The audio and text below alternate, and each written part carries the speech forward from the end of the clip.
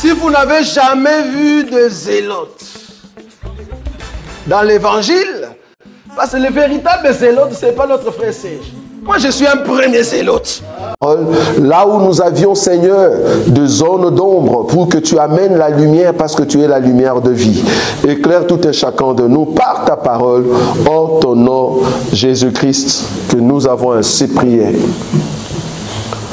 Amen. Amen. Voilà. Nous continuons une fois de plus dans cette séquence de questions-réponses. À moins que vous ayez encore plusieurs questions, moi je me dis en tout cas, tout ce qu'on a fait la fois passée, on a répondu à toutes les questions, à moins que vous ayez encore d'autres questions. Si vous avez d'autres questions, ben vous avez le droit de poser. Bon, c'est que ce qui m'a plus étonné la fois passée, c'était que ceux qui sont des célibataires, ils nous ont pas, au fait, posé des questions en ce qui concerne comment trouver une bonne femme, qu'est-ce que je dois faire, quels sont les éléments pour voir, voilà, c'est vraiment la sœur en question, tu vois, de trucs comme ça, parce que ça doit aider quand même de frères célibataires.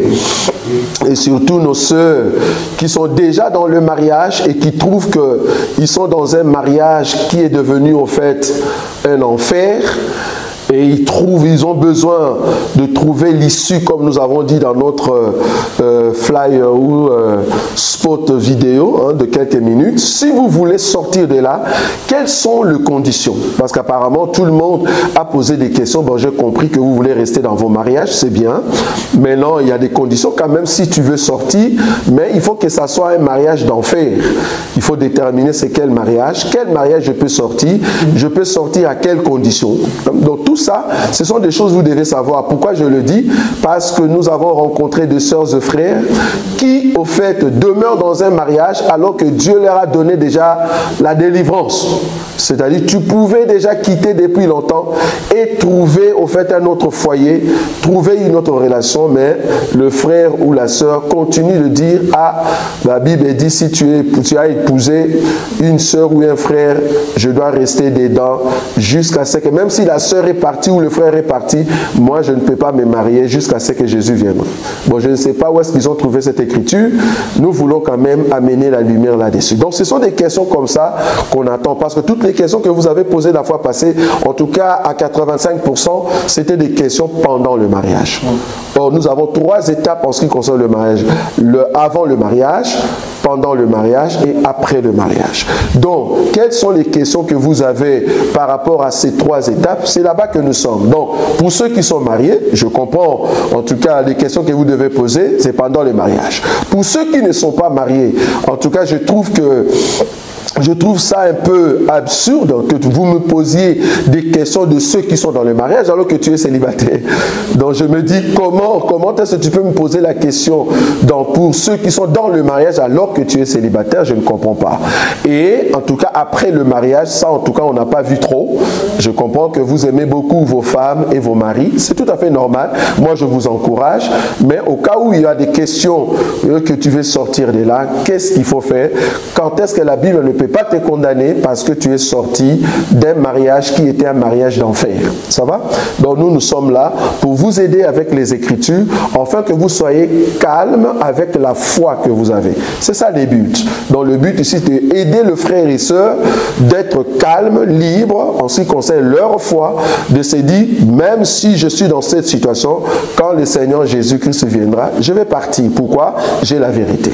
Ça va? Donc voilà un peu, je ne sais pas si l'homme de Dieu a encore quelque chose à rajouter, avant de vous donner en tout cas de questions. Comme il n'y en a pas, nous commençons directement notre conférence sur le mariage. Est-ce qu'il y a des questions? Oui, je vois un bien-aimé, le frère Baptiste, enfin, un célibataire qui nous pose une question. C'est ce que j'attendais. Pas du tout, hein? Non, okay. En fait, c'est que j'ai pas une question. Ah, ok. J'en ai 10. Ah, c'est bien, très bien. Mais commence par une, et temps de donner aux autres, après tu rajoutes 2. Je ne vais pas Ça, c'est très bien. la parole, mais bon, je vais voir comment je vais faire. On commence par les deux premiers alors. Les deux premières. Alors bon, il y a la première question. Bon, je vais pas la. En fait, je sais pas parce qu'il y a dans mes questions, il y a des propos qui sont un peu. Donc, comme il y a un enfant, je sais pas si je peux. Ouais, si je peux poser. Ah, ok, d'accord. Ok. Alors bon, la première question serait, bon là, c'est pour dans le cas d'un chrétien qui est célibataire. Oui. Est-ce qu'un chrétien ou une chrétienne peut se marier parce qu'il ou elle manque d'incontinence afin de ne pas tomber ou rester dans l'impudicité? Super. Donc en fait, ma pensée en fait, c'est de savoir est-ce qu'un chrétien peut se dire ah ben comme par exemple dans 1 Corinthiens 7, oui, c'est marqué que voilà pour ne pas tomber dans l'impudicité, Paul a dit qu'il faut se marier. Est-ce qu'un chrétien peut prendre ce verset-là à l'appui pour se marier? Super. On va voir l'écriture. Hein. Donc on va à 1 Corinthiens chapitre 7. Deuxième question. Deuxième question. Oui. Deuxième question. Alors, bon, toujours dans 1 Corinthiens 7, toujours dans la même pensée. Est-ce que c'est normal, bon là je suis dans un couple chrétien-chrétien, est-ce que c'est normal pour un couple chrétien-chrétienne d'avoir plus de rapports sexuels que de vaquer à la prière et au jeûne? Très bien. N'y a-t-il pas un risque de devenir plus charnel que spirituel? Très bien, c'est une très bonne question. Donc on prend d'abord les deux, non? Ouais. Comme ça, après la sœur va... Non, la sœur va poser juste après. Voilà. Vous pouvez garder le micro. Donc, on prend d'abord la première question. La première question, je prends 1 Corinthiens, c'est ça? Le verset que le bien-aimé vient d'évoquer, c'est le verset 9, je crois. 7? Non, c'est le 9. En tout cas, par rapport à le verset que le frère a, 1 Corinthiens chapitre 7, le verset 9. Ça va? Voilà. Donc, 1 Corinthiens chapitre 7, le verset 9. C'est là-bas que le frère a évoqué. Donc, regarde déjà le verset 8. À ceux qui ne sont pas mariés et aux veuves, je dis qu'il est bon de rester comme moi. Paul parle à qui? Il ne parlait pas aux païens, il parle à l'église de Corinthe. Parce que si tu montes au-dessus, tu vas voir que le conseil ici, ça concerne les chrétiens. Ça va? Maintenant, il dit maintenant dans le verset 9, mais s'il manque de continence, qui se marie? Donc le conseil de Paul, c'était que si tu es un frère, tu es une sœur, si tu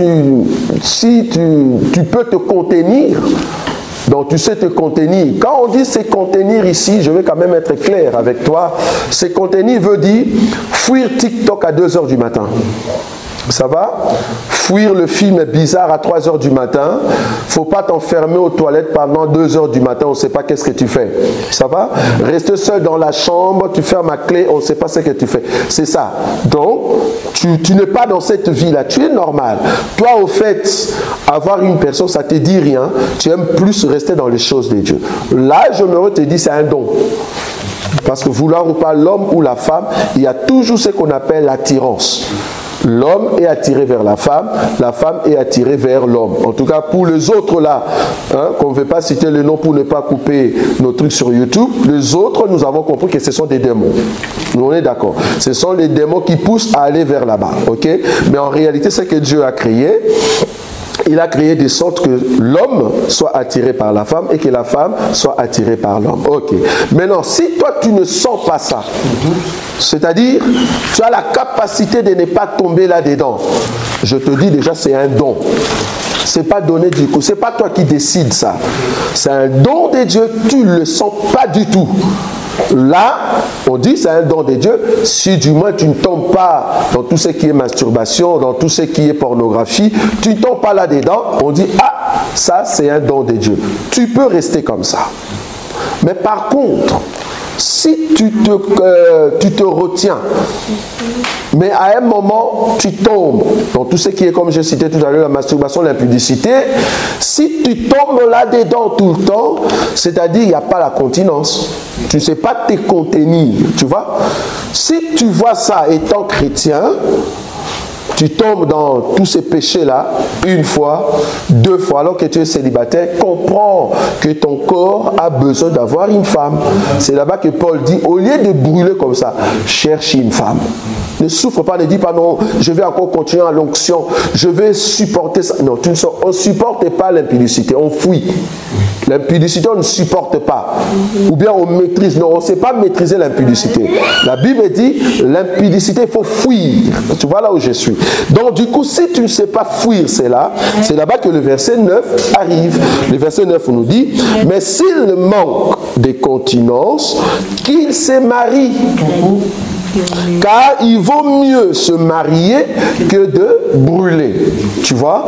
Donc, il serait mieux que ce frère puisse se marier. On comprend que le frère va se marier. Pourquoi? Parce que le frère ne sait pas se contenir. Donc, c'est la relation sexuelle qui va aider le frère à sortir du péché qu'il commet tout le temps. Bien que ça sera, au fait, comment on dit, le motif qui va l'aider à aller là-bas, le mobile, mais il y a quand même ce que nous appelons ici, quels sont les critères en ce qui concerne le choix du conjoint. Tu vois? C'est le motif qui t'a poussé là-bas, parce que tu ne sais pas te contenir.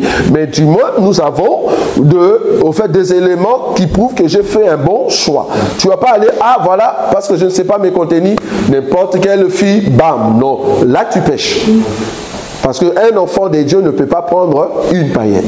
Tu vois là où je suis. Donc du coup, tu vas maintenant entrer dans le processus du mariage. C'est là-bas que Paul est. Tu entres dans le processus du mariage, tu vas maintenant dans ce qu'on appelle le choix du conjoint et petit à petit. Ça va? Deuxième question, c'était... Est-ce que tu peux faire la relation sexuelle plusieurs fois dans le mariage? Plus que prier, ah oui, ok. Est-ce qu'il y a un risque de devenir plus chargé que... Non, même pas, même pas. Étant donné que tu es un chrétien, bon, normalement c'est une question de ceux qui sont dans le mariage, mais bon, je comprends que tu aimes trop cette question et que cela peut t'aider. Donc, ceux qui sont dans le mariage, si la prière domine trop, l'ennemi va profiter. Et si aussi la relation domine trop, l'ennemi va profiter. Donc nous avons un temps pour tout. Il y a un temps pour prier, mais il y a aussi un temps pour jouir avec sa femme, avec son homme. Ça va? Maintenant, combien de fois je peux jouir par semaine? Bon, ça dépend. Chacun de nous n'a pas de même chromosome, chacun de nous n'a pas le même corps. Ça va? Il y a d'autres personnes qui peuvent en faire pendant la semaine 2 fois déjà, c'est trop. Il y a d'autres qui sont comme ça, deux fois la semaine, c'est trop. Il y a d'autres même 1 fois, c'est déjà trop. Mais il y a d'autres dans leur chair, ben voilà, en faire 7 fois, c'est pas un péché. Donc tu peux faire comme tu veux, mais du moins, tu respectes les temps des prières et tu respectes aussi les temps où tu peux jouir avec ta femme. Mais tu ne pêches pas. Ça va? Voilà. Ta sœur. Oui. Bonjour.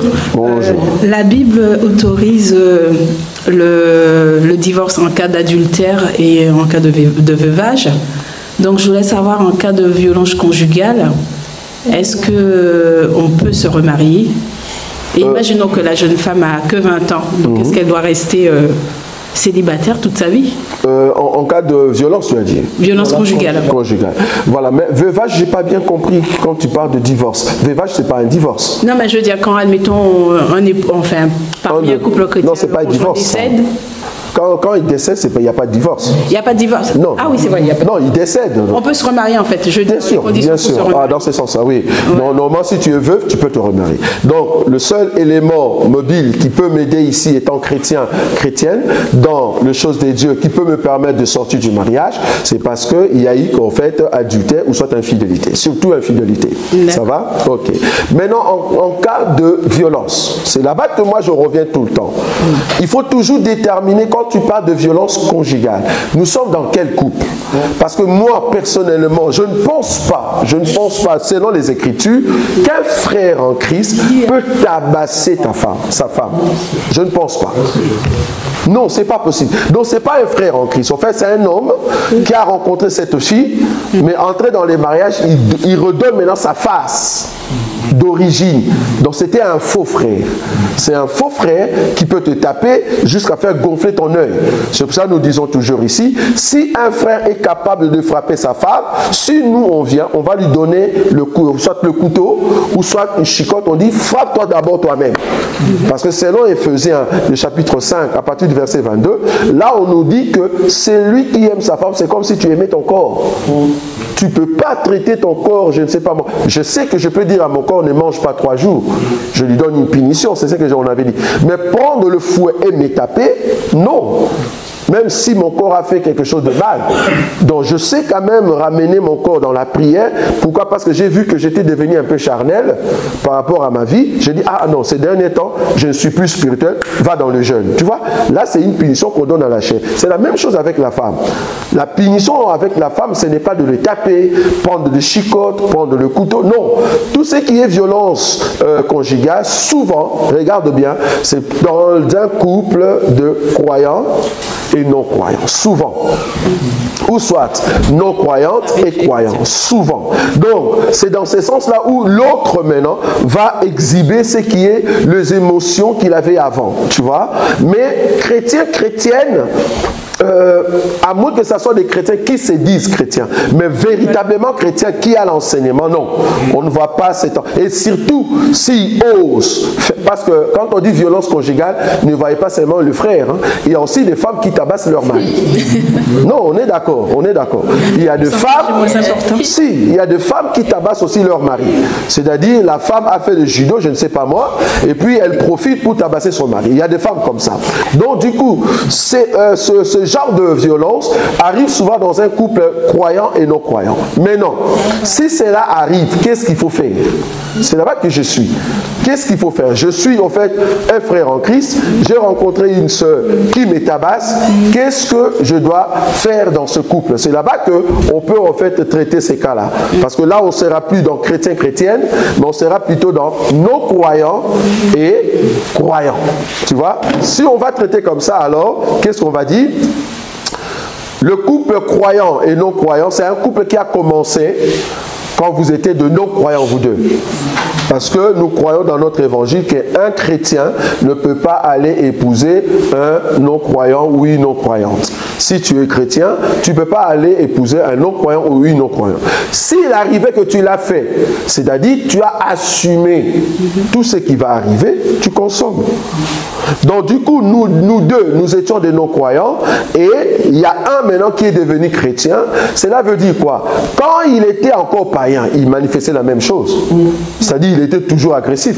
Ne me dis pas qu'il est devenu agressif parce que tu commences à prier. Non, il était déjà agressif et toi maintenant tu as accepté le Seigneur. Tu es devenu chrétien, c'est bien, mais l'homme reste toujours agressif parce que c'est un non-croyant. Est-ce qu'il faut sortir de ce mariage? Non. Le seul cas pour sortir dans ces mariages-là, quand l'homme, le non-croyant ou la non-croyante te dit « je ne consens plus d'habiter avec toi », est-ce que tu peux partir? Là, c'est la délivrance qu'on te donne. Là, tu peux partir et épouser un autre mari, une autre sœur. Là, maintenant, ça doit être en Christ et Jésus. Mais étant donné qu'il consent d'habiter avec toi parce qu'il a trouvé que tu avais un mauvais comportement, c'est pour cela qu'il te tabasse ou c'est pour cela qu'elle te tape ou elle commet de comportement. Parce que la violence, c'est pas seulement tabasser. Ça peut être aussi je ne prépare pas. Je ne prépare pas. Pendant une semaine, je ne prépare pas. Est-ce qu'il faut chasser la non-croyante? Non. Parce que tu la connaissais avant. Donc du coup, le seul moyen pour sortir dans cette union-là, c'est vraiment, au fait, si la non-croyante ou le non-croyant dit « je ne veux plus de toi ». Donc tu es obligé de rester. Et juste une dernière question. Oui, allez-y. Est-ce que vous pouvez définir la fornication selon la Bible? Merci beaucoup. Ce qu'on appelle fornication, je vais prendre une écriture. Hein. Je vais prendre une écriture.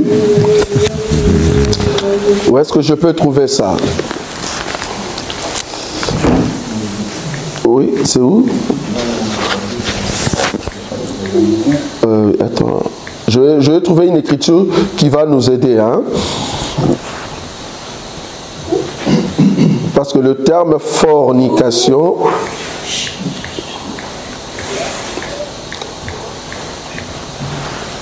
je vais prendre une écriture. Attends. Donc, la fornication, en fait, ça dépend de quelle relation. Parce que c'est lui qui fait l'impudicité, on peut voir aussi la fornication là-dedans. Ça va? Donc quand tu fais l'impudicité. Maintenant, je voulais prendre une écriture ici pour faire la différence entre l'impudicité et l'adultère. Les deux, s'il y a un qui tombe dans si vous tombez vous deux, s'il y a un parmi les deux, il y a un qui est marié, celui qui est marié, sa fornication s'appelle adultère.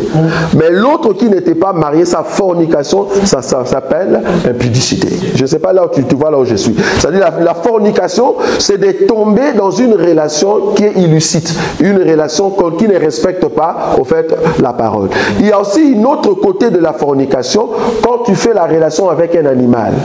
Tu vois là où je suis. Là aussi, c'est tabou. C'est une fornication qu'on dit, c'est encore pire.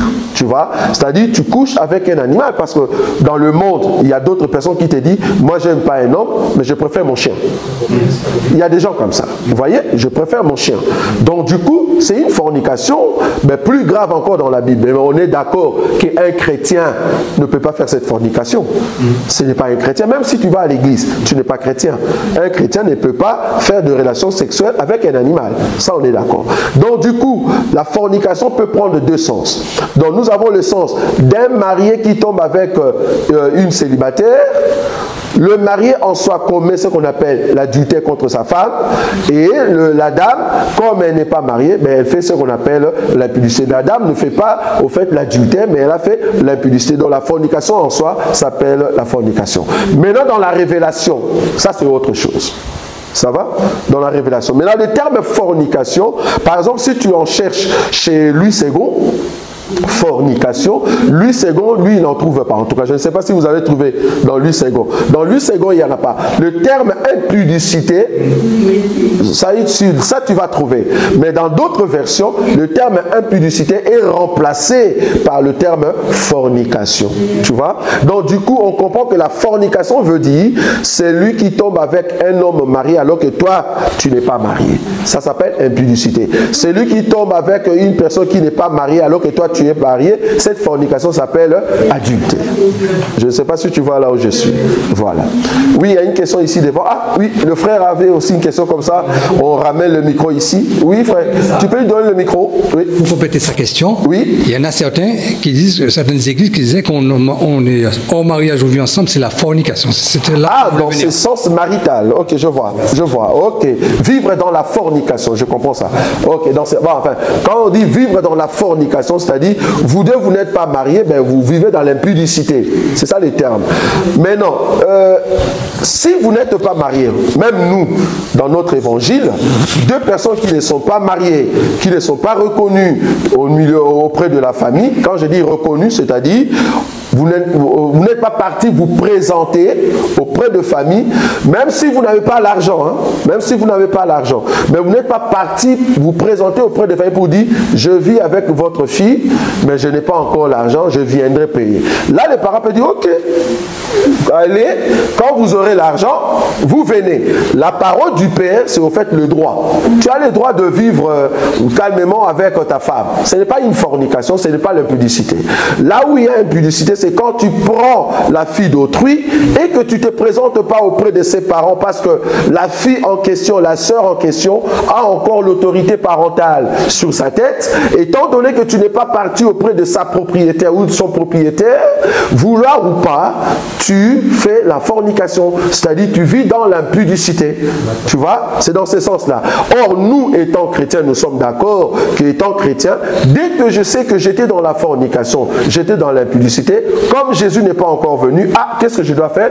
Je dois faire de mon mieux pour aller voir le parent, pour dire, voilà, je vis avec votre fille, en tout cas, je me prépare pour venir verser la dot. Si le parent dit, tu n'as pas le droit de vivre avec elle, là, tu lâches. Si le parent dit, non, tu peux continuer, mais fais vite pour venir donner l'argent, tu continues et puis tu viendras payer.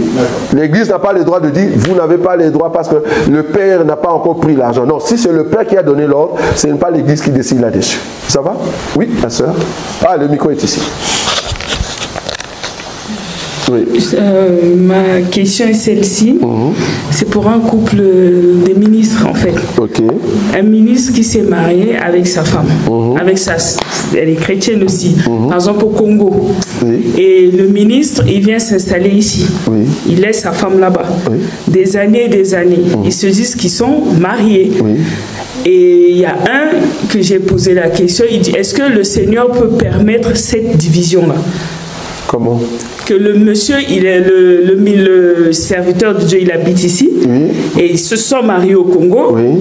Et la femme est restée là-bas. Ce sont des chrétiens. Des chrétiens. Lui, il vit ici. Oui. Et de deux, mais est-ce que Dieu peut permettre ça, puisqu'ils se sont mariés et Pas- que le monsieur habite ici? Je ne vois pas le mécanisme, à part l'adultère et la fidélité dans un couple chrétien-chrétienne. Le seul mécanisme qui peut séparer ces deux-là, c'est en fait l'adultère et la fidélité. Tout ce qui vient après, non. Par exemple, dans ces cas-là, c'est juste la séparation parce que l'autre se trouve dans un autre pays. Maintenant, qu'est-ce qu'il faut faire dans ce moment-là? Parce qu'il faut comprendre que celui qui est venu ici en Europe, il est venu pour chercher au fait de... Non, il dit c'est Dieu qui l'a envoyé en mission. Si c'est Dieu qui l'a... Mais Ok. la femme est punie puisqu'elle est seule là-bas. Lui, il est ici, ils sont mariés. Il n'y a pas de choix. Pas les devoirs de couple, de mariage. La femme, étant donné qu'elle a accepté que son mari, Dieu lui a donné la mission de venir en Europe, elle doit attendre. Ça, c'est un. Deuxièmement, mais oui, parce que c'est la femme. Parce que tu as bien dit, ils se sont mariés au pays et l'homme a reçu la mission. Donc, la femme était au courant. lui. Voilà, la femme était au courant. Ok.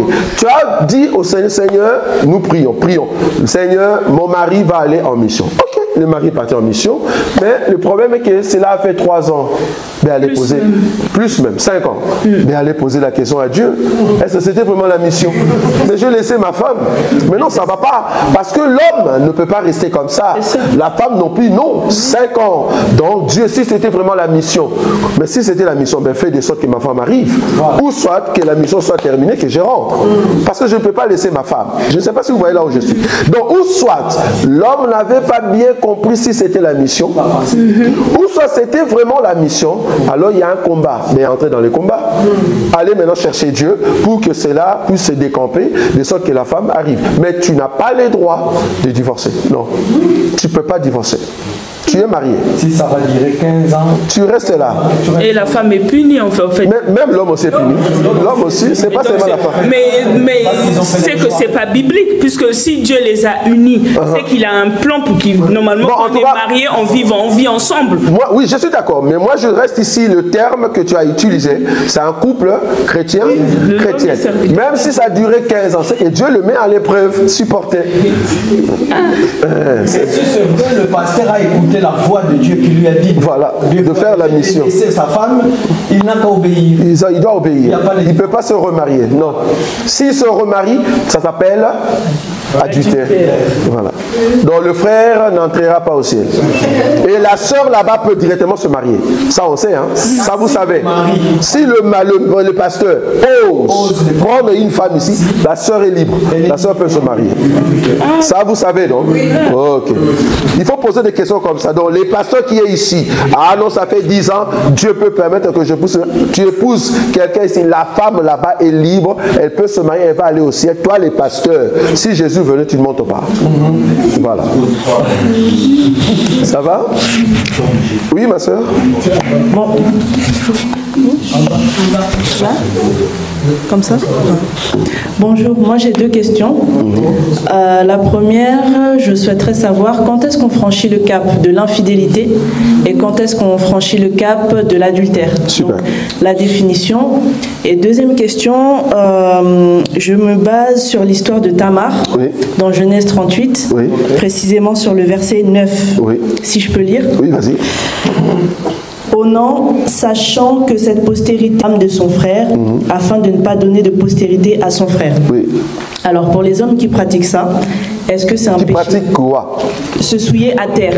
Ok, super. Voilà. Très bien, très bien. C'est une très bonne question. Voilà, donc, parce qu'il y a une précision là-dessus. Ok, je commence par la première. D'accord.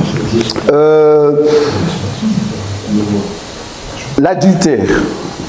L'adultère, nous sommes d'accord que, comme je dis toujours, nous avons Moïse et nous avons Jésus.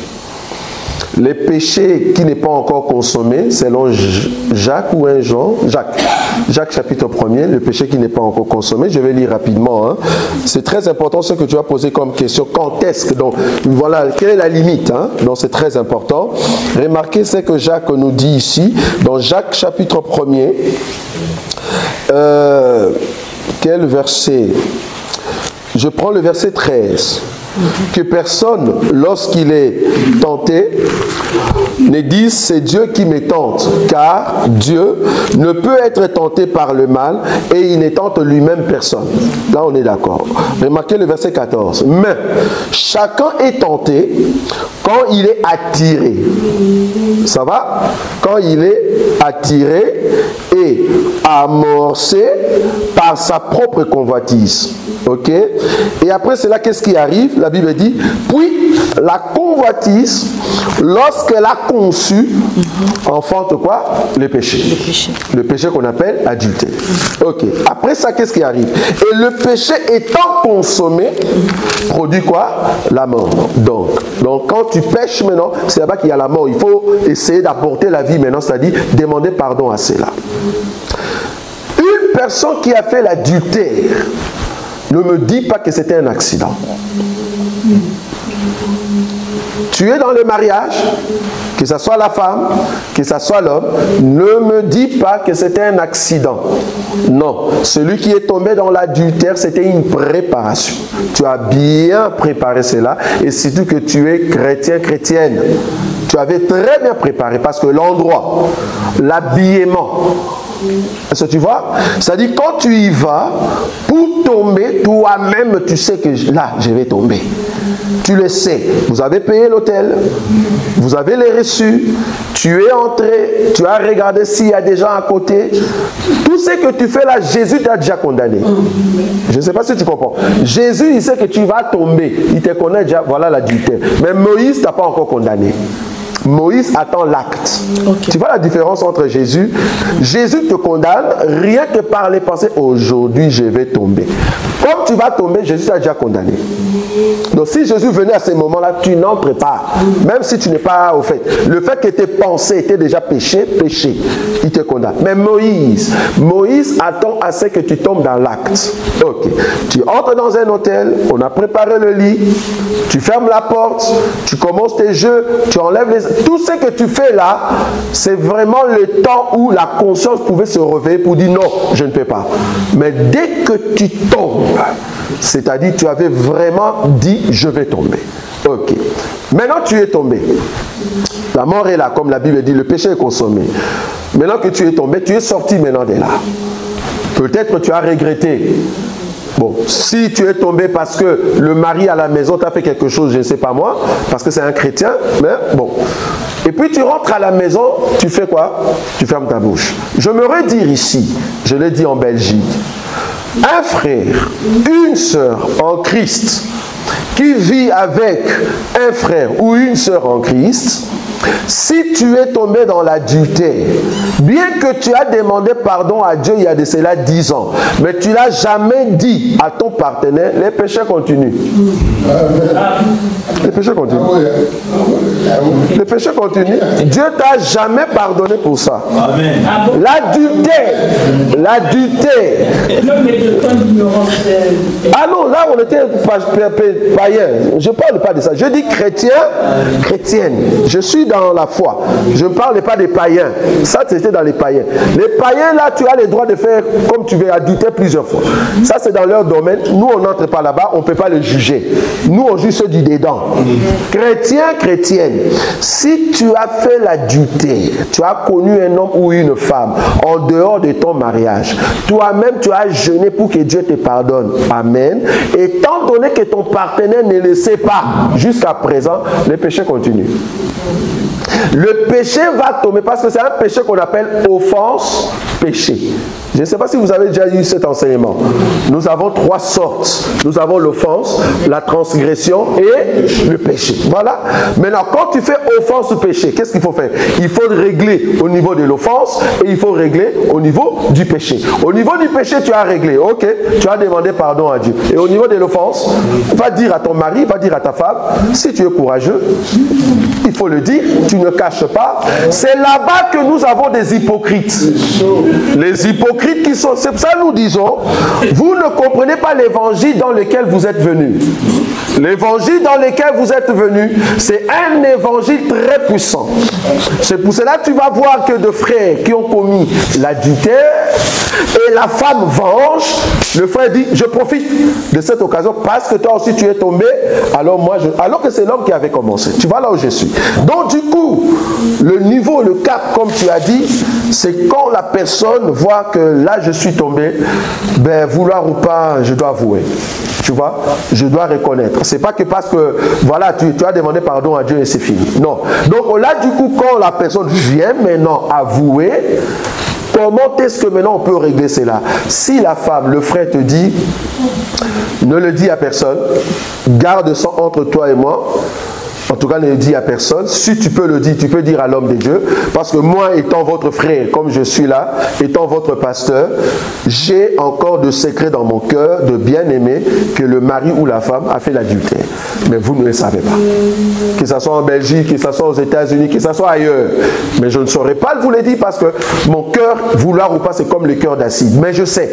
Et je sais que tel couple qui continue, c'est parce que tel avait fait déjà l'adultère. Et je le sais. Mais la femme a pardonné ou le frère a pardonné, mais il continue, mais l'église ne le sait pas. Donc, tu peux dire, ne le dis à personne, peut-être le pasteur peut le savoir, comme ça il peut nous amener dans la prière pour nous aider à aller de l'avant. Si ton partenaire te pardonne, voilà les pardons chez Dieu aussi est avoué et consommé, c'est-à-dire c'est bon. Mais si le partenaire ne le sait pas, alors que tu manges avec moi dans ton cœur, il y a ce qu'on appelle la culpabilité. Étant donné que tu ne l'as pas encore avoué, il y a la culpabilité. Là, c'est consommé. C'est-à-dire, étant donné que tu n'avoues pas, mais voilà, le péché est toujours là. Maintenant, l'infidélité. L'infidélité, dès la première relation, vouloir ou pas, on le voit directement. Comment? Quand on parle de l'infidélité, je suis dans Jérémie. Jérémie, je crois, chapitre combien? 3, le verset 6. On peut lire ça rapidement. Ça, c'est vraiment l'infidélité. Jérémie, chapitre 3, le verset 6. Il est dit quoi? C'est différent de l'adultère. Hein? C'est différent de l'adultère. Il est dit quoi? Dans Jérémie, chapitre 3, le verset 6. L'Éternel me dit, oui, au temps du roi Josias, oui, as-tu vu ce qu'a fait l'infidèle Israël? L'infidèle Israël, oui. Elle est allée sur toute montagne élevée et sur tout arbre vert, et là, elle s'est prostituée. Oui. Verset 7, je disais, oui, après avoir fait toutes ces choses, elle reviendra à moi, mais elle n'est pas revenue. Merci. Donc ici, l'infidélité d'Israël, c'est quoi? Dieu a pardonné l'adultère au fait d'Israël, croyant que sa femme va rentrer. Tu vois? Donc Dieu se met dans la position de je vais pardonner ma femme si elle revient, mais la femme n'est pas revenue. Donc l'infidélité, tu le vois directement. C'est-à-dire la femme, comme je l'ai toujours dit, un homme de Dieu en Hollande qui est mort, en tout cas à cause de ça, parce qu'ils étaient de la tribu Balouba. Je ne sais pas pour ceux qui ne savent pas Balouba, c'est qui? Balouba, si tu entres dans un mariage, il y a ce qu'on appelle Chibaou. Maintenant, le Chibaou veut dire quoi? La femme est censée ne pas faire l'adultère. Si elle fait l'adultère, la femme va mourir. Pourquoi? Parce qu'il y a des séances qu'on fait avant le mariage. Si tu manges cette nourriture-là, c'est l'esprit en question qui entre. Le jour où tu fais l'adultère, tu vas mourir. Maintenant, si la femme tombe dans l'adultère et que l'homme pardonne la femme, c'est l'homme qui va mourir. Tu vois? Donc, du coup, qu'est-ce qui s'est passé? La femme est tombée dans l'adultère et la femme est tombée même dans l'infidélité. Et l'homme a quitté la maison, ne voulait pas dire à sa famille, l'homme a quitté la maison pour aller chercher sa femme dans la maison du rival. Et il tape à la porte. La personne qui ouvre la femme, c'est sa femme avec le panier. Dans la maison du rival. Et qu'est-ce que le monsieur dit, l'homme de Dieu? Il dit, est-ce qu'on peut rentrer à la maison? La femme dit, non, je ne rentre pas maintenant, je vais rentrer le soir. Toi, tu peux rentrer à la maison.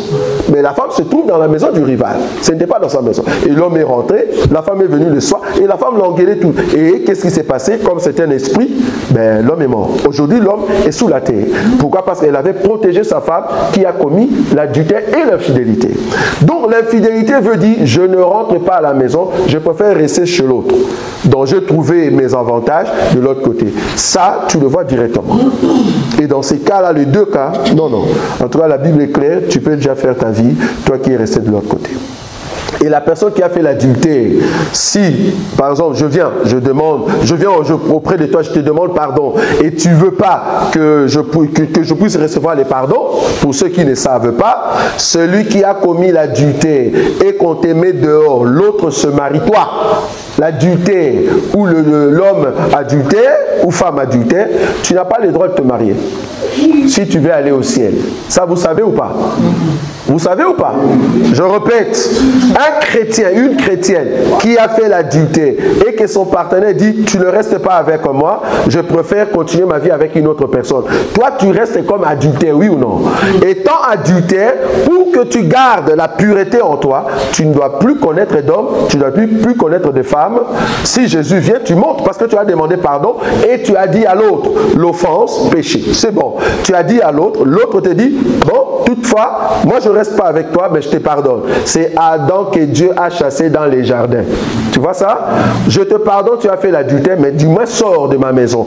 Tu es sorti de sa maison, ok, mais tu n'as pas les droits de t'épouser, de te marier. Parce que si tu te maries, c'est lui qui épouse un adultère, lui aussi il devient comment? Adultère. C'est ce que la Bible dit. Donc du coup, la personne ne peut pas se marier, la personne reste comme ça, à moins que l'homme ou la femme qui était parti avec une autre personne meurt. S'il meurt, la loi ou le péché de l'adultère est aboli, alors toi tu peux te marier. Mais si la personne, Dieu lui donne de vivre encore 500 ans, toi vouloir ou pas, tu seras toujours là comme un adultère, tu ne peux plus te marier jusqu'à ce que le Seigneur viendra. Ça c'est l'évangile que nous prêchons. Trop fort. Oui, le micro. Bonjour. Bonjour. Moi je vais ajouter sur ce que vous avez dit. Oui. Que Oui. La question de ce regard, vous n'avez pas répondu. La deuxième. Oui, la deuxième, c'était quoi? C'est sur Genèse 38. Ah oui, Onan. Oh, excusez ma soeur, excusez. Oui, Onan. Ok, ceux qui pratiquent ça, c'est-à-dire qui suivent la terre. Il y a d'autres églises, ils ont appelé suyer la terre, ils l'ont appelé masturbation. C'est ça, non? Dans d'autres églises, ils ont appelé ça masturbation. Mais Onan n'a pas fait la masturbation.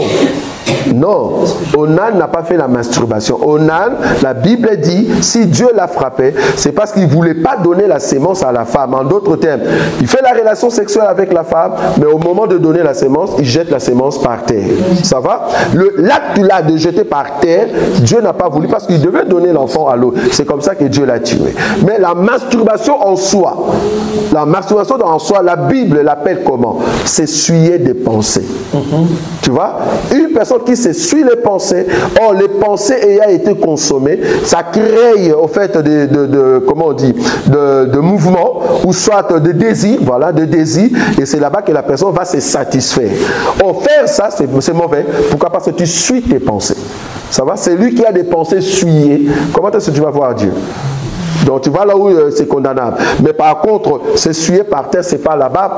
Pourquoi je dis ça? Si tu appelles ça suyer la terre, et le femme maintenant qui, après la relation, et qui prend par exemple des bancs hygiéniques, qui nettoie et qui jette, c'est aussi suyer la terre. Donc, c'est pas ça suyer la terre. Il faut bien voir l'écriture. L'écriture, quand il dit suyer la terre, veut dire, je ne veux pas te donner la sémence. Dès que j'arrive au moment de te donner la sémence, je le jette par terre.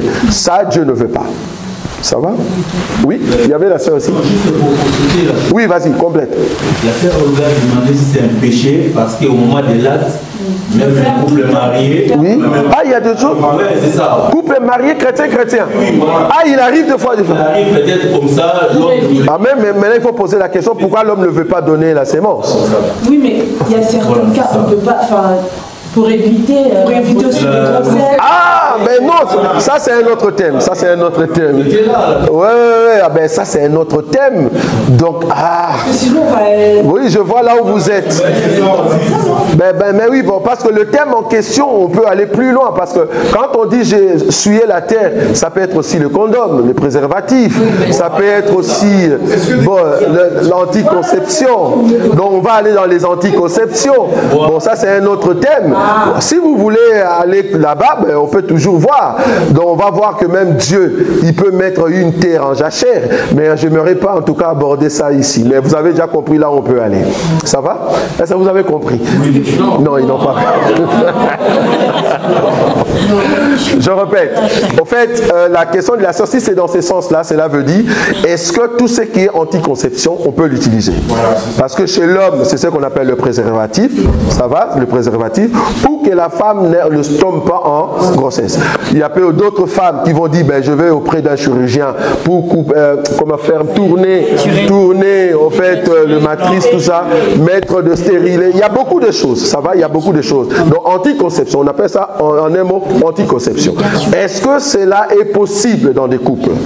Cela est possible. Oui, c'est ça la question. Si cela est possible, d'abord, avant de comprendre cela, il faut aller chez Dieu. Est-ce que Dieu, à un moment, il a permis de terre où tu as l'eau, tu as la sémence, mais la terre ne donne pas, au fait, la sémence. Là, on dit cette terre est stérile. Est-ce que vous voyez ça? Cette terre est stérile. Pourquoi? Parce que la terre ne reçoit la sémence, mais il ne donne pas, au fait, de trucs. Mais il y a d'autres terres qu'on a fait exprès. La terre donne des sémences, mais on dit, parce que tu as beaucoup donné des sémences, là je suis auprès de Dieu, parce que tu as donné beaucoup de sémences selon la loi, il faut laisser cette terre en repos. On appelle jachère. C'est-à-dire, même si la pluie tombait, la terre ne va pas produire, ne met pas de sémences. Tu vois? Ne sème pas pour que la terre donne un peu de la force. Sinon, si tu dis directement, bon, en tout cas, j'aimerais que vous puissiez bien me comprendre ici. Si tu dis que c'est un péché, c'est comme si tu disais aux hommes que la femme qui vient d'enfanter il y a seulement une semaine, tu peux continuer à les connaître. Tu vas tuer ta femme. Je ne sais pas si tu vois là où j'ai. Donc à un moment, la femme doit être à un temps de qu'on appelle, parce que la femme c'est la terre, ça vous êtes d'accord. La femme doit être dans un moment qu'on appelle jachère. Vous connaissez jachère, non? Jachère veut dire le temps de repos de la terre. Il faut que la femme soit à un temps de repos. Il y a un temps de repos. Une femme qui a enfanté 10 enfants, attendez, ne soyez pas méchant pour l'amener jusqu'à 15. Tu vas l'épuiser. Tu vas l'épuiser. Ça c'est un. Une femme qui met des enfants, je m'aurais te dire, ta femme qui vient d'enfanter il y a 2 jours, vouloir ou pas dans son état, si tu la connais au lit, elle aura encore un enfant. Ça, vous savez. Mais pourquoi vous laissez maintenant la femme, vous ne touchez pas? Ça s'appelle aussi anticonception, sans le savoir. Je ne sais pas si vous voyez là où je suis. Une femme qui vient d'enfanter, à l'espace de temps, le temps qu'elle vient d'enfanter, ces moments-là, si tu la touches, elle va encore avoir des grossesses. Or, ça, c'est tuer sa femme. Je ne sais pas si vous voyez. Qu'est-ce que tu t'es dit? Je ne veux pas toucher ma femme. Vouloir ou pas, ce que tu fais là, ça s'appelle jachère. Ça s'appelle anticonception. Maintenant, anticonception dans les cadres de ce que le blanc nous a emmené, c'est-à-dire préservatif, pilule, ça maintenant, on va voir les conséquences, qu'est-ce que cela amène comme problème dans la santé. Mais anticonception dans la Bible, nous pouvons le voir par rapport à Dieu. Donc, moi, je ne vois pas une écriture qui interdit cela. Moi, en tout cas, dans la Bible, je ne vois pas. Au contraire, ce que je vois dans la Bible, une femme doit avoir un temps de repos où elle ne peut plus enfanter, ou soit un temps où elle doit se reposer. Sinon, toutes les femmes, si vous dites que c'est bon, ça, on peut continuer, alors vos femmes vont commencer à avoir des enfants. Chaque année, 2 enfants. Or, tu vas tuer ta femme. Mais tu vas voir qu'il y a d'autres hypocrites qui disent, non, le frère Roger n'a pas raison. Mais alors que dans vos maisons, quand ta femme vient d'enfanter, tu ne la touches pas. Qu'est-ce qui te donne? Quelle est l'écriture qui te dit de ne pas le toucher? C'est parce que tu sais que la femme a un droit à quoi? À un repos. Et alors, le repos, c'est ce que les blancs ont fait, c'est ce qu'on appelle anticonception. Or, ce que toi, tu fais aussi, ça s'appelle anticonception. C'est-à-dire, je ne veux pas te donner des sémences. Pourquoi? Parce que tu auras encore un enfant, alors que tu viens d'enfanter il y a seulement une semaine. Je ne sais pas si vous voyez là où je suis. Donc, anticonception, normalement, dans la Bible, veut dire laisse la terre au repos. C'est dans ce sens-là que je vois. Mais bon, s'il y a encore d'autres écritures qui interdit l'anticonception, en tout cas, on est toujours là pour faire un débat ou soit en parler. Ça va? Oui. Oui, la sœur.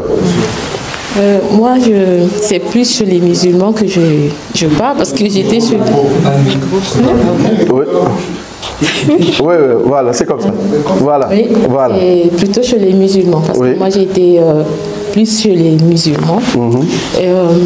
J'ai une question d'abord pour ma fille. Ma fille m'a dit de vous poser cette question, que elle est chrétienne. Et chez eux, c'est plus les petits frères du papa qui marient leur fille. Donc, est-ce qu'elle peut refuser le mariage ou accepter? Non, elle ne peut pas, parce que tu as bien dit le petit frère de papa. C'est le papa qui a donné l'autorité à son frère d'épouser, enfin de marier ses filles. Mais tant que chrétienne, elle ne veut pas parce qu'elle sait qu'elle ne peut pas se marier avec un païen. Ah non, là ça change. Moi je crois qu'au niveau de l'autorité... Là c'est le petit frère du papa qui choisit les maris. Oui. Ah, qui choisit le mari? Oui. Ah non, c'est pas possible. Si c'est le petit frère qui choisit le mari, c'est-à-dire il peut choisir n'importe qui, quoi. Ah non. Étant chrétien, non. S'il est véritablement chrétien, il doit mettre en valeur sa crainteté pour dire non, non, moi je ne le fais pas. Selon ma foi, je ne peux pas. Je dois au fait prendre un mari qui est aussi chrétien. D'accord. Voilà. Et j'ai longtemps vécu avec les Ouest africains. J'avais remarqué une chose, que quand le mari meurt, le petit frère, quel que soit son âge, peut récupérer la femme de son grand frère pour la marier. Est-ce normal? En tout cas, dans la Bible, on a vu ça. Hein?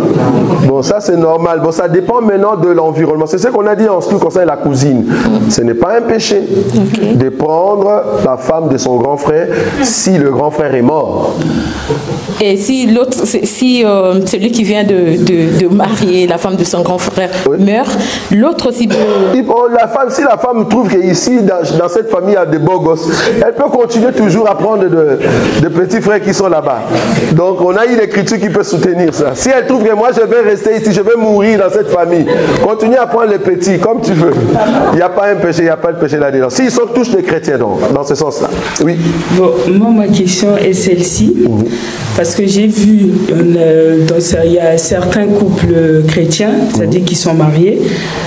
Parfois, dans la vie de couple de la prière, le mari peut prier dans son côté, la femme prie dans son côté, le mari partage de son côté, la femme ne partage pas avec le mari. Mais pour un couple, c'est-à-dire qu'ils viennent se marier, quels sont les conseils et les conditions, c'est-à-dire qu'on peut leur donner dans leur marche de la vie, la prière? C'est-à-dire, est-ce qu'il faut, c'est obligatoire qu'ils doivent prier ensemble, partager ensemble et tout ça, dans un couple chrétien? Ou bien ça peut être individuel, c'est pas un problème. Je laisse l'homme de Dieu répondre à cela. Bon, je vais dire ceci, par rapport à ce problème-là, normalement, c'est pas bon de laisser un temps très long de ne pas prier ensemble. Il peut y arriver les cas où peut-être que l'homme est fatigué, ou le mari, ou la femme est fatiguée, chacun prie de son côté, mais normalement prier dans l'ensemble de la famille, c'est quand même une bonne chose. Pourquoi? Parce que déjà ça crée une ambiance dans la famille, ça crée beaucoup de choses. Je veux une petite parenthèse. Déjà ce matin, aujourd'hui même, j'ai reçu un coup de fil, quelqu'un qui m'a appelé pour ça aussi, parce qu'il savait qu'il y aura cette conférence. C'était la même question que je voulais savoir. Si la femme est musulmane et que l'homme est chrétien, maintenant comment ça va être pour prier ensemble? Donc là déjà il y a un problème. Mais quand c'est tous les deux ce sont des chrétiens, prier ensemble c'est quand même quelque chose de très bien. Surtout s'il y a des enfants aussi de temps en temps avec les enfants de la famille, c'est vraiment très bien. C'est tout ce que je peux dire. Normalement, ça va. Oui. Ça veut dire que pour par exemple un couple chrétien, quelles sont en fait les conditions et les critères qu'ils doivent suivre sur le plan spirituel en étant mariés? c'est-à-dire sur le plan de partage biblique, prier. Par exemple, un couple qui vient de se marier, ce qu'un homme de Dieu, c'est-à-dire les critères et les conditions pour un bon fonctionnement spirituel de leur couple. Qu'est-ce qu'on doit normalement, comment ils doivent avoir une démarche à suivre, les deux? Ok, normalement parce qu'ici on parle des couples chrétiens. Pour le lait pris dans la famille. Ok. Mais ils ont déjà, comment dirais-je, ce sont des gens qui connaissent la parole. À la maison, il n'y a pas un problème. C'est comme la femme peut exhorter, l'homme aussi peut exhorter, parce que ce n'est pas un culte, mais avant la prière, c'est juste une petite exhortation, et puis vous vous mettez dans la prière, il n'y a pas de souci à ce moment-là. Donc quand on parle de l'exhortation ici, ça dit conseil, tu vois. Donc c'est dans ces cadres, ça dit la femme peut conseiller son mari par rapport à ce qui se passe, ça va. Donc c'est pas que la femme n'a pas le droit de dire à son mari, ce que tu fais là, c'est pas bon. Ça c'est un élément. Donc la femme peut aussi donner un conseil. Deuxièmement, ils sont chrétiens comme vous l'avez dit, donc il y a l'assemblée, c'est-à-dire il y a des ministres. Les ministres sont là pour éduquer tout le couple qui arrive. Maintenant, qu'est-ce qu'eux ils doivent faire dans leur maison? C'est juste l'éducation, c'est respecter la parole. C'est-à-dire la femme, soumission, l'homme, aimer. C'est quoi aimer? C'est quoi soumission? C'est là-bas que vous aurez maintenant les définitions de chaque chose. Si tu m'aimes réellement, toi mon frère, à la maison, ne me cache rien. Si réellement tu es soumise, ben respecte ce que je te dis. Donc c'est vraiment ça. Donc c'est cette éducation-là qui fait que vous allez croître chacun dans son domaine que Dieu lui a donné, étant homme et étant femme. C'est ça l'éducation. L'éducation que vous devez mettre. Donc quand il y a des actes, il y a un acte posé, tu te dis, est-ce que cet acte, c'est pour moi ou c'est pour mon mari? Il y a des actes comme ça. Tu poses un acte, mais en réalité, l'acte en question, c'est pas toi qui devais poser ça. C'était normalement le mari. Je vais donner un exemple simple. Vous êtes dans un couple chrétien. Est-ce que l'homme a les droits de nettoyer le salon, de nettoyer le couloir et les toilettes? C'est un comportement. Il y a d'autres hommes qui aiment préparer. Il y a d'autres hommes comme ça. C'est-à-dire, elles trouvent bien de faire la cuisine. On est d'accord. Et il y a d'autres femmes qui se lassent de préparer la cuisine. Mais bibliquement parlant, que dit la parole? La parole dit tout ce qui est domaine, tout ce qui est occupation domestique, c'est à la femme. Mais cela n'empêche pas à l'homme de t'aider. Cela n'empêche pas. Tout ce qui est aller chercher de l'argent, aller tuer l'animal, là où il y a des lions, c'est donné à l'homme. Mais cela n'empêche pas à la femme d'aider son mari. Je ne sais pas si tu vois de domaine. Donc du coup, chacun a son domaine, et dans les domaines, tu peux venir aider l'autre. C'est ça l'éducation. Mais chacun reste dans son domaine respectif. Il ne faut pas dire, parce que moi je fais ça, toi aussi tu dois faire ça. Non, là ça devient opposition. On n'oppose pas, en fait, il ne faut pas obliger son mari ou sa femme à faire quelque chose alors que c'était ton rôle. Dans ton rôle, fais-le bien. Si tu as besoin d'aide, appelle-moi. Dans mon rôle, je le ferai bien. Si j'ai besoin d'aide, je t'appelle. Donc c'est comme ça. Donc c'est ça vraiment l'éducation qu'il faut mettre en place. C'est ça. Moi, je ne sais pas si c'était bien comprendre. Moi, en fait, ma question, c'était un couple qui sont chrétiens, oui, les deux, oui, qui ne prient pas ensemble, qui partagent, qui ne prient pas, c'est-à-dire qui ne prient pas ensemble, oui, partagent pas ensemble. Est-ce oui, que c'est un danger? Oui, il y a un danger. Pourquoi? Parce que les deux, chacun prie de son côté. Non, c'est pas bon, c'est pas bon. Parce que d'abord, les dangers c'est quoi? Les dangers là, directement, moi je vais comprendre. Est-ce que vous priez même église, même ensemble? Parce que si vous êtes, ok, prenons que vous êtes même ensemble. Qu'est-ce qui fait que vous ne priez pas ensemble? Parce que prier ensemble veut dire, viens ma chérie, nous allons être un en esprit. Nous voulons prier en esprit, nous deux. Ok, louange, on met un cantique, on commence à prier. Moi je veux prier. Quand toi tu pries, moi je suis là, je ferme ma bouche. Quand moi je prie, toi tu es en bas. Non, c'est-à-dire quelque part il y a des organisations dans la société. Parce qu'une société est censée être organisée. Donc, à un moment, c'est pour ça que je dis ici, chaque chose a son temps. Donc il y a un temps, on va manger ensemble. À un temps, on va au restaurant. Il y a un temps, on peut se laver ensemble. Mais il y a un temps, on va prier ensemble. Si les autres ont fait ensemble, pourquoi pas prier? Si tu vois deux personnes qui ne prient pas ensemble, au niveau de l'esprit, il y a déjà un dysfonctionnement. Donc, il faut chercher à ce que... Qu'est-ce qui fait que nous ne prions pas ensemble? Parce que vous devez être unis. Comme je disais à un homme de Dieu, je dis, je prie avec ma femme, je le tiens par la main. Il dit, ah, c'est charnel. Je dis, ah bon? Je ne savais pas. En tout cas, j'aimerais bien voir cette écriture. Moi, j'aime quand je prie, parce que lui, il pense que quand tu pries comme ça, c'est comme si j'ai besoin de la charnelle de ma femme, quoi. Non, en fait, c'est juste pour dire que voilà, nous sommes concentrés, parce que là, il va condamner Marcelo qui tenait en fait sa femme quand il priait sous la pluie. Donc, tenir sa femme, c'est pour dire nous sommes un et nous voulons élever la voix. Donc, normalement, c'est très important de prier avec sa femme, avec...